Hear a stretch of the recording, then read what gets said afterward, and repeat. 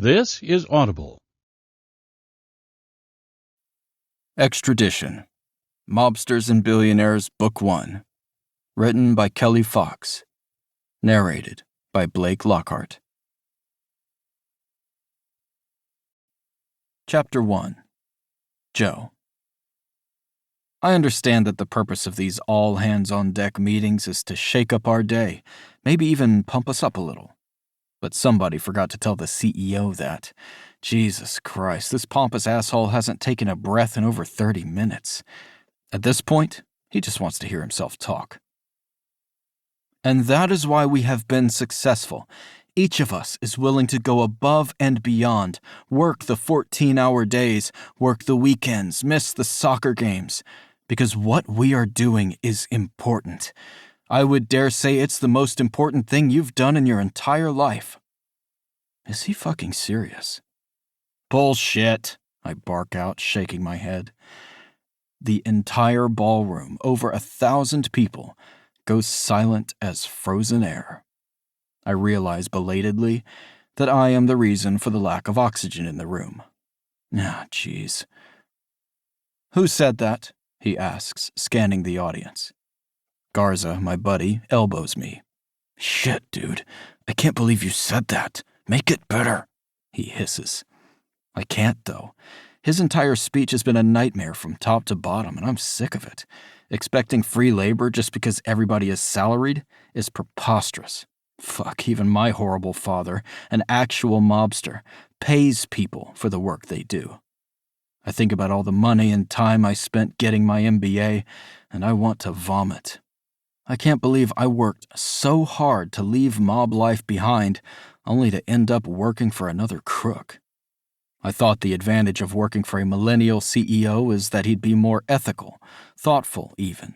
I certainly hadn't expected him to sound like some 80s throwback, greed is good motherfucker. I think about my student loans and fuck it. Not gonna do that, Garza. Not gonna make it better. I can do poor. I can't do whatever the fuck this is, I whisper back. Rand Wolf, our illustrious CEO, puts his hands on his hips. I'll ask again. Who said that? He looks flushed, like he's about to jump into the audience and interrogate people. Might as well go out with a bang. I raise my hand.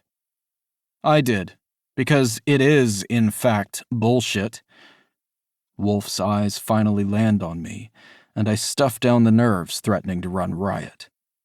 Squinting at me, he asks, how can working for a common goal over something so essential be bullshit? Essential my hairy Italian ass. We're not feeding the hungry here. We're making expensive cross-training shoes for elite athletes. Our entry point is $300 a pair. There's nothing noble about $300 shoes. Certainly not something so important as to put aside family responsibilities.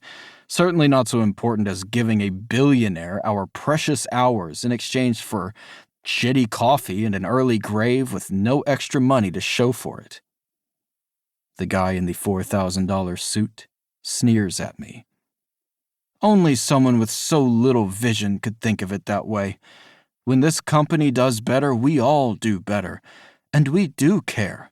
We have excellent insurance, a coffee bar on every floor, and a gym with a pool on the top floor.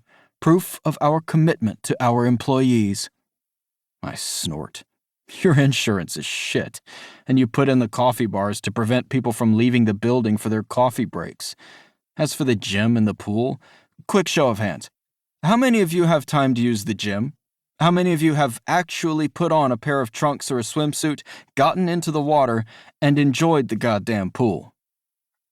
I look around at the vast conference room, and not a single hand goes up. Not surprising. I gesture to the lack of response in the room, making sure our esteemed robber baron CEO can see the point. That's not proof of commitment if people are so overrun and overworked they can't use it. Garza smacks me. Shut up. Yeah, not gonna happen. Wolf stands to his full height as though being marginally taller than most people is some grand achievement. Only small minds think of limitations. Great minds, the alpha wolves of the pack, think